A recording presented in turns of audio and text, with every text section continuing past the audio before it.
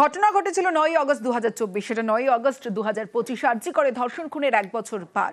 অভয়া মঞ্চের ডাকে কালীঘাট অভিযান, যে ছবি দেখছেন, বিকেল 4:15 হাজরা মোড়ে পুলিশের ব্যারিকেডের সামনে বিক্ষোভ স্লোগান।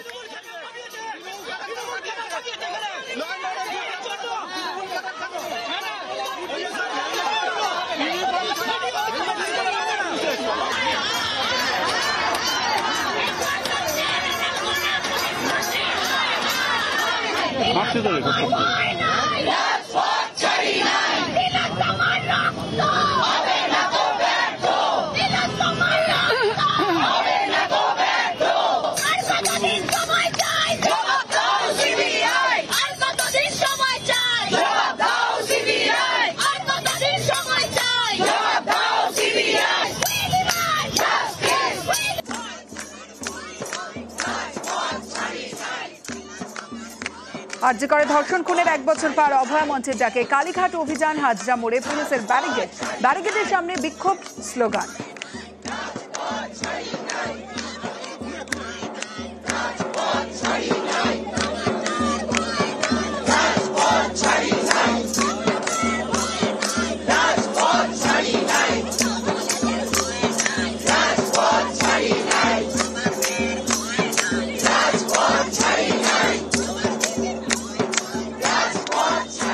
রাজ্যের বিরোধী দল তারা কি ভূমিকা পালন করেছে এটা আমরা আগে জানি। তারা বিধানসভায় অভয়াকে নিয়ে কোথাও সোচ্চার ছিল না। একের পর এক প্রধানমন্ত্রী, গৃহমন্ত্রী, স্বাস্থ্যমন্ত্রী কলকাতায় এসেছেন, তারা তার মায়ের সঙ্গে দেখা করেননি। দুদিন আগে এনারা গিয়েছিলেন দিল্লিতে, তার সঙ্গে দেখা করেননি। স্বাভাবিকভাবেই সিবিআই এর যে কাছে যে প্রশ্নগুলি তার পরিবারের ছিল, তার সদুত্তর কেন পাচ্ছি না, তার উত্তর এখানে আছে। আমার মেয়ের বিচারের জন্য দিদির কাছে বিচার চাইতে এসেছে। আমার তামান্নাকে ফিরিয়ে দিতে হবে, না বিচার দিতে হবে। আমার তামান্নাকে যারা মেরেছে ওদেরকে ধরে ওদের ফাঁসি দিতে হবে, না আমার তামান্নাকে বিচার দিতে হবে। ওই জন্য আমি দিদির কাছে এসেছি।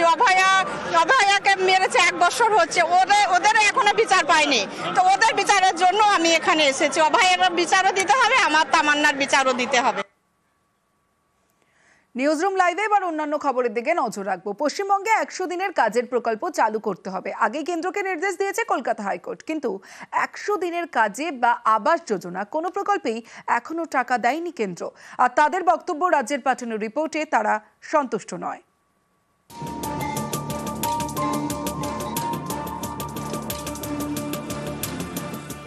100 দিনের কাজ কেন্দ্রীয় সরকারের প্রকল্প, গরিবের আয়ের বড় ভরসা।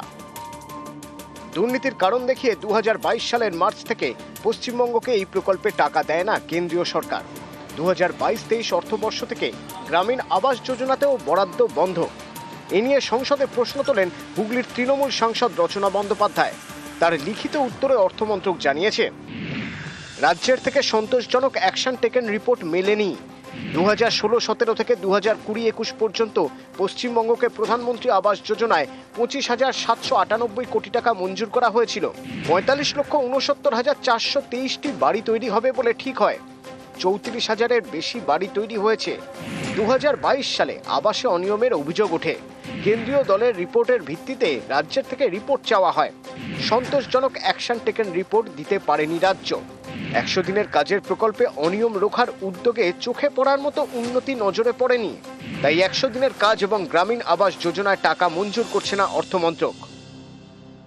অন্যান্য রাজ্যে তাদের রিপোর্টে কি আছে কেউ জানে না, কিন্তু তারা টাকা পাবেন, বাংলার ক্ষেত্রেই হবে। এর কতবার 2বার 3বার হেরেছেন, আরও 5বার হারবেন, বাংলাকে আটকে রাখা যাবে। আমি তো একটা কথা সবাইকে বলি, আমাদের মুখ্যমন্ত্রীর নাম মমতা ব্যানার্জি। একটা কথা আছে না বাংলায়, যে খায় চিনি যোগায় চিন্তামণি। আপনি না দিলেও বাংলার মানুষ দুধে ভাতে আছে, দুধে ভাতে ছিল, দুধে ভাতে থাকবে। এক ধরনের চুরি হয়েছে, লুট হয়েছে কেন্দ্রের টাকার, এমনকি কিয়দংশে রাজ্যের টাকাও তার সঙ্গে যুক্ত। তারা এটাকে ধামাচাপা দেওয়ার জন্য গোল গোল রিপোর্ট জমা দিচ্ছেন। আদতে ক্ষতি হচ্ছে এই রাজ্যের মানুষের। চুরি করছে তৃণমূলের নেতা, বিপাকে পড়ছে সাধারণ মানুষ। এটাই তো স্বাভাবিক আছে। আগে উত্তর দিন, রিপোর্ট তো দিতেই হবে, ইউটিলাইজেশন সার্টিফিকেট। সব জায়গায় তো তৃণমূলের সিস্টেম চলবে না। দীর্ঘদিন ধরে 100 দিনের কাজের প্রকল্পের টাকা দিচ্ছে না কেন্দ্র। এ নিয়ে জল গড়ায় কলকাতা হাইকোর্টে। সম্প্রতি হাইকোর্টের প্রধান বিচারপতি টি.এস. শিবজ্ঞানাম বলেন, 1 আগস্ট থেকে কেন্দ্রকে পশ্চিমবঙ্গে 100 দিনের কাজের প্রকল্প চালু করতে হবে। 100 দিনের কাজের মতো উন্নয়নমূলক প্রকল্পকে অনন্তকালের জন্য হিমঘরে পাঠানো যায় না। দীর্ঘদিন ধরে কেন্দ্রীয় প্রকল্পের টাকা একটা রাজ্যে বন্ধ থাকুক, তা আদালত চায় না। কিন্তু ডেডলাইন পেরিয়ে যাওয়ার পরও কেন্দ্র টাকা দেয়নি। অর্থমন্ত্রকের লিখিত জবাবে স্পষ্ট, আপাতত টাকা মেলার কোনো সম্ভাবনা নেই। নিউজ 18 বাংলা।